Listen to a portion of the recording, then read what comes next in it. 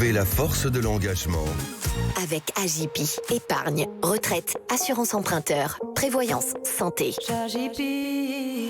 Sud Radio, la force de l'engagement, 15h, 15h30, Muriel Réus. Bonjour à toutes et à tous, merci d'être avec nous pour la force de l'engagement, l'émission qui donne la parole à celles et ceux qui font bouger la société.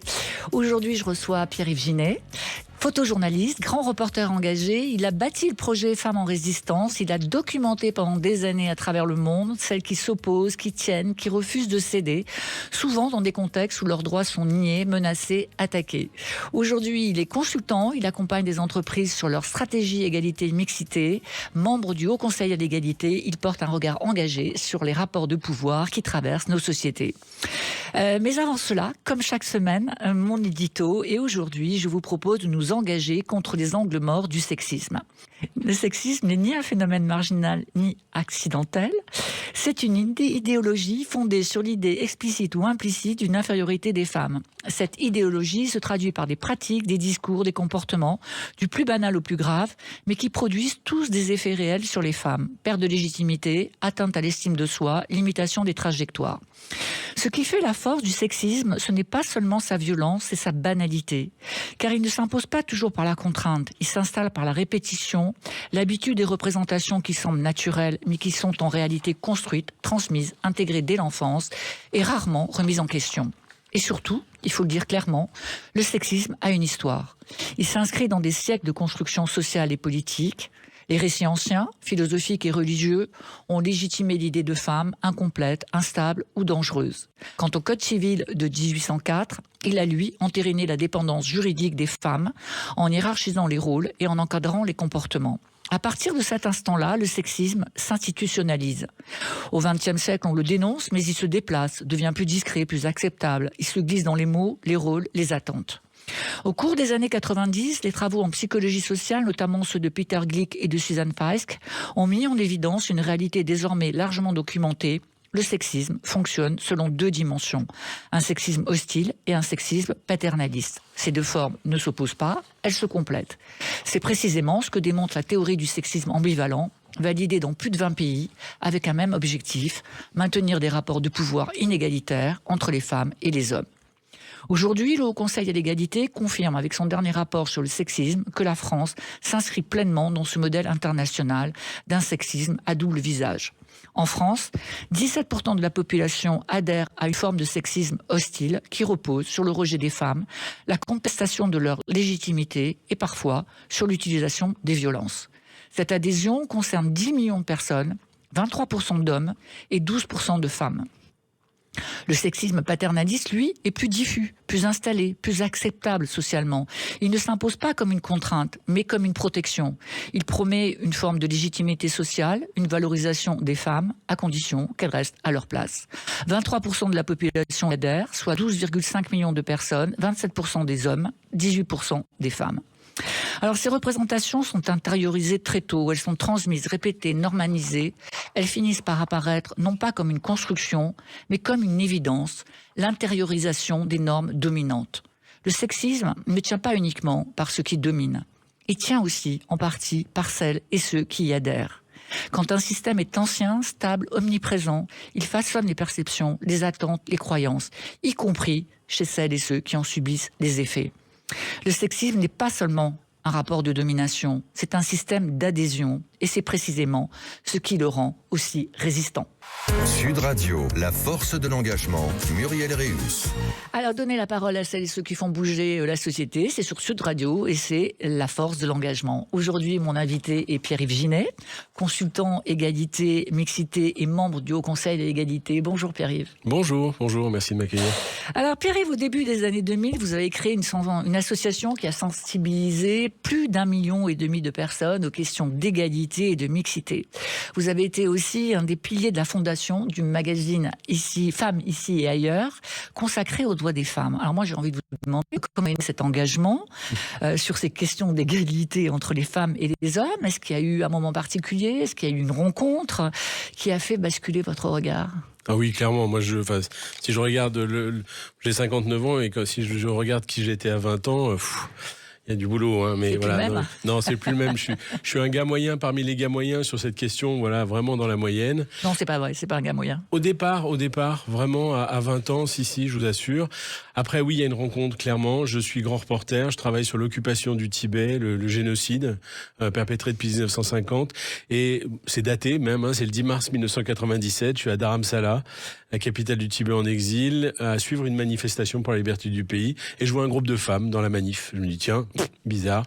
Et c'était des religieuses, des jeunes femmes qui sortaient de prison, pour la plupart, qui étaient d'anciennes prisonnières politiques. Elles avaient entre 20 et 25 ans. Je vais les voir. En me disant tiens ça va faire un bon sujet, j'étais journaliste indépendant, je vais me faire une pige, puis j'ai passé 4 ans et demi en fait, j'ai passé 4 ans à peu près sur le sujet, et cette rencontre avec ces femmes que j'attendais pas, que je cherchais pas surtout, vraiment je me rappelle très très bien, j'avais la bouche qui tombait, j'étais face à des géantes pour moi, des femmes dont l'histoire, le courage, la force, l'abnégation, la détermination étaient incroyables et extrêmement inspirantes pour moi, et du coup j'ai voulu documenter leur combat, leur lutte, le contexte dans lequel ils s'inscrivent, à la fois politique et social. Et c'est ce que j'ai fait pendant 4 ans. Donc ça, c'est le premier moment. Mais il y a un deuxième moment lié à cet événement, c'est quand journaliste indépendant, je suis rentré en France avec mes reportages.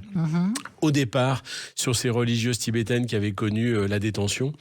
Et quand j'apportais ces histoires qui parlaient surtout de leur courage, de leur force, de ce qu'elles s'apportaient à leur pays, on me posait toujours les mêmes questions. Oui, mais t'en fais pas assez sur la prison. Est-ce qu'elles ont été battues? Est-ce qu'elles ont été violées? Qu'est-ce qu'elles ont subi? Etc., etc. Et je suis rentré sur les questions d'égalité, le gars moyen que j'étais, en fait, par la place des femmes dans l'information, par les clichés, par cette information dont on me privait alors que j'étais un homme, je comprenais pas pourquoi.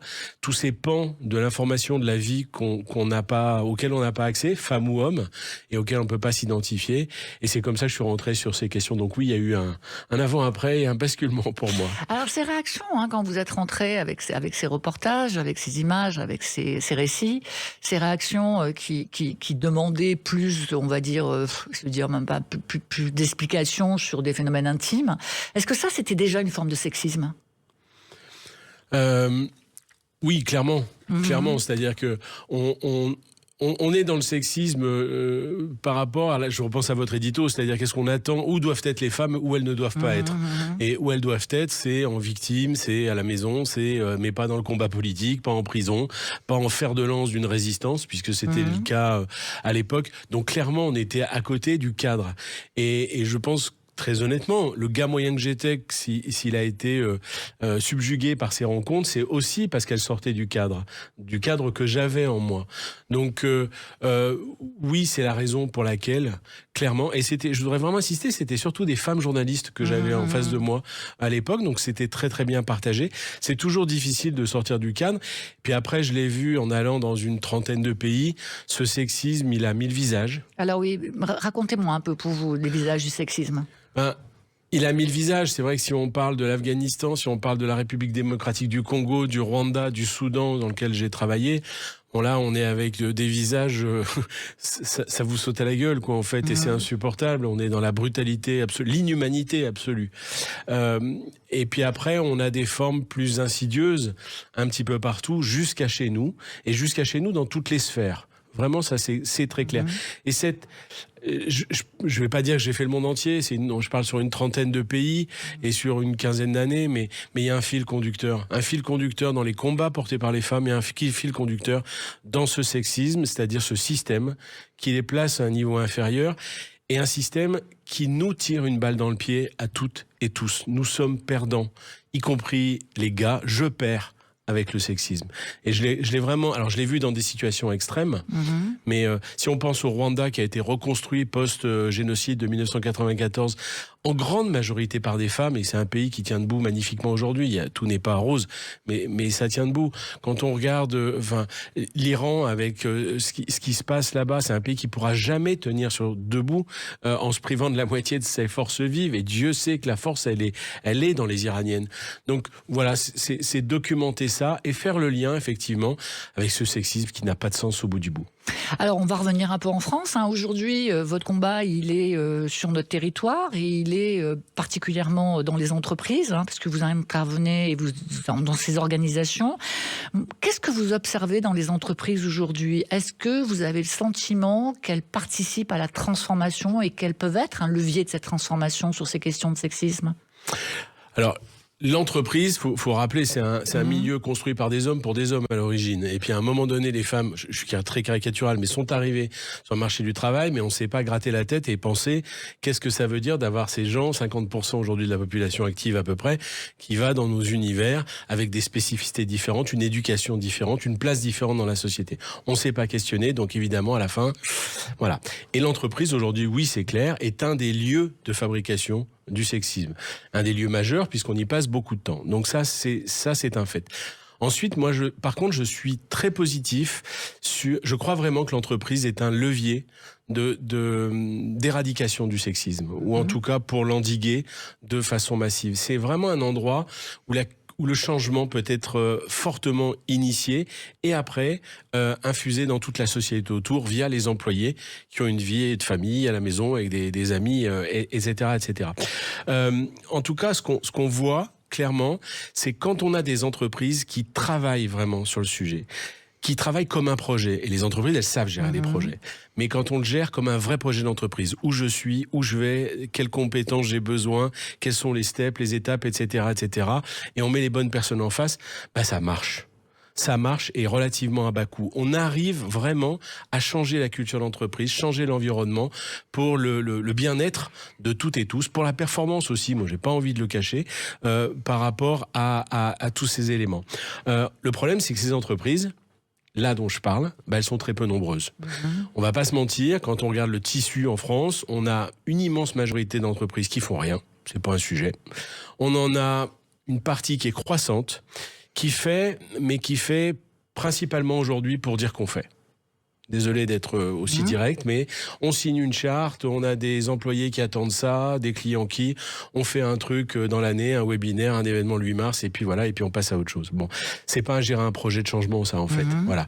Donc, et je trouve que c'est dommage, parce que, et en plus avec le sexisme qui monte, vous l'avez décrit avec le rapport du Haut Conseil à l'égalité et j'ai envie de dire les rapports du Haut Conseil à l'égalité sur plusieurs années qui montrent cette tendance lourde, on va au-devant de problèmes.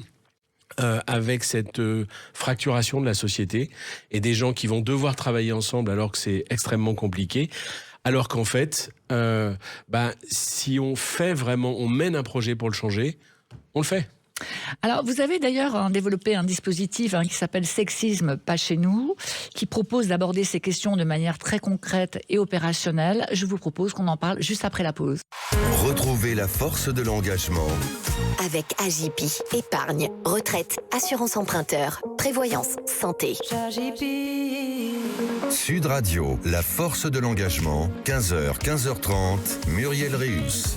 Donner la parole à celles et ceux qui font bouger la société, c'est la force de l'engagement, c'est sur Sud Radio. Aujourd'hui, avec mon invité, Pierre-Yves Ginet, on s'engage, nous nous engageons contre les angles morts du sexisme.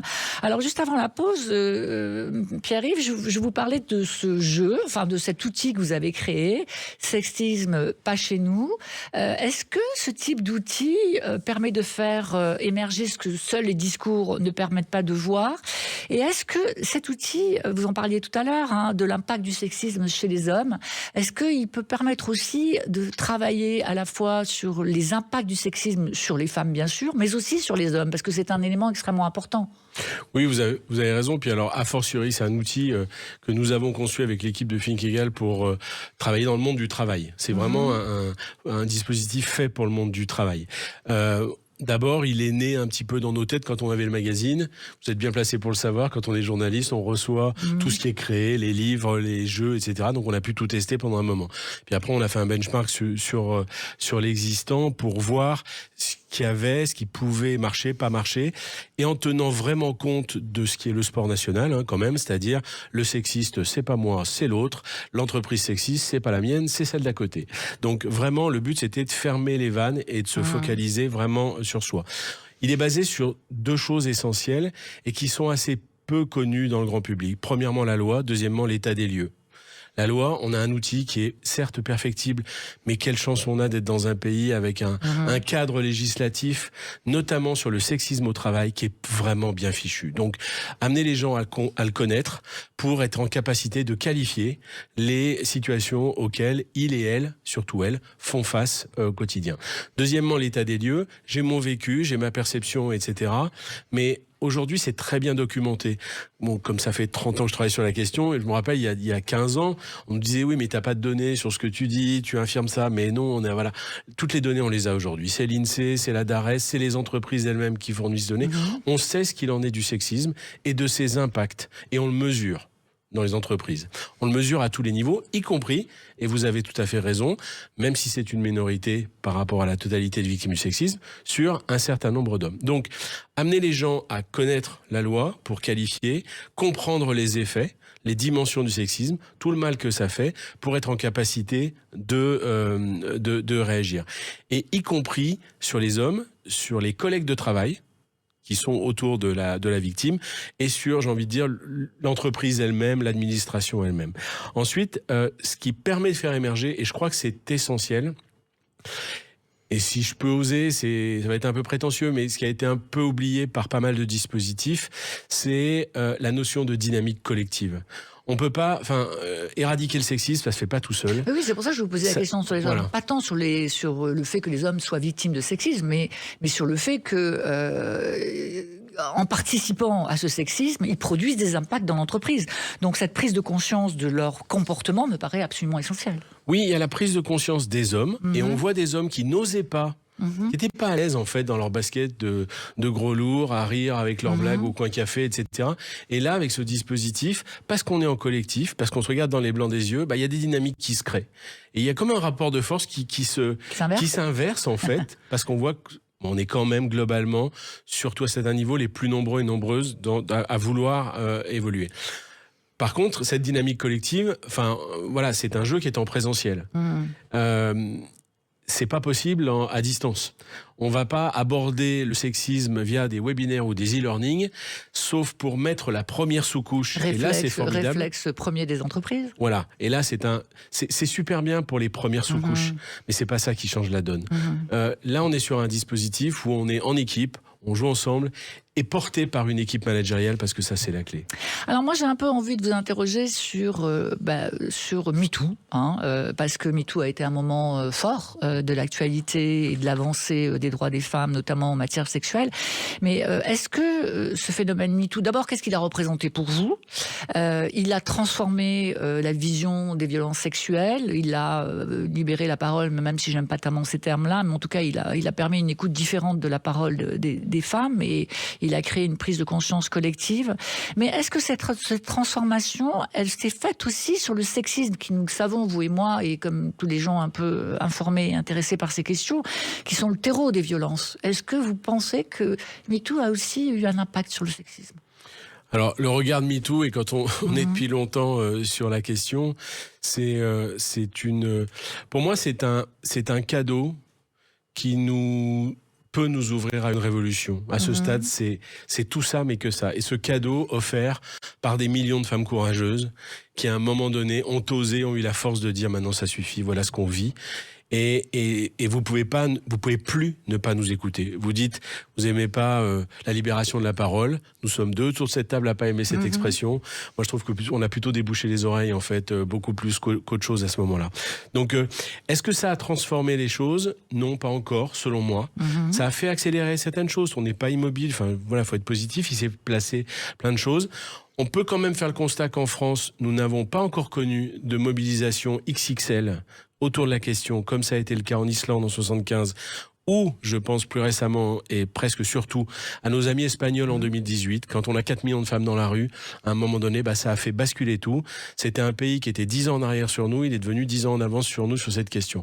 On n'est pas encore à cette étape, mais ça nous a offert la voie d'aller vers ce changement. Et j'ai envie de dire, c'est dans nos mains aujourd'hui. Qu'est-ce qu'on va en faire ? Ça nous appartient. Elles nous ont offert MeToo. Et nous avons la possibilité de transformer la société. Mais ça n'est pas encore le cas, même s'il y a des choses qui sont en bon chemin. En tout tout cas, c'est mon avis. Alors, c'est dans nos mains, vous dites, hein, donc j'imagine quand vous dites ça, vous dites c'est dans nos mains d'hommes aussi. On entend des hommes parler, on entend des hommes signer on voit des hommes signer des tribunes, mais est-ce qu'il faudrait pas davantage avoir des hommes dans l'action, c'est-à-dire des hommes prêts à perdre une forme de privilège et puis d'accepter des dommages collatéraux liés à cette prise de position? En fait, est-ce qu'il faut que, pour que l'engagement des hommes soit réel, est-ce qu'il faut qu'il leur coûte quelque chose? Alors, je ne sais pas s'il faut qu'il leur coûte. En tout cas, alors déjà, votre constat de départ, moi, je le partage pleinement. C'est-à-dire qu'à un moment donné, il faut qu'on y aille toutes et tous. Et quand on regarde l'engagement des hommes sur cette question, on est un peu le chaînon manquant pour l'instant. On reste ultra minoritaire. Alors quand on est un ancien comme moi, on est content parce qu'on est moins isolé que nous l'étions à quelques-uns il y a 20 ans. Mais il y a des jeunes, notamment, qui nous ont rejoints. Mais on reste ultra minoritaire sur cette question et le compte n'y est vraiment pas.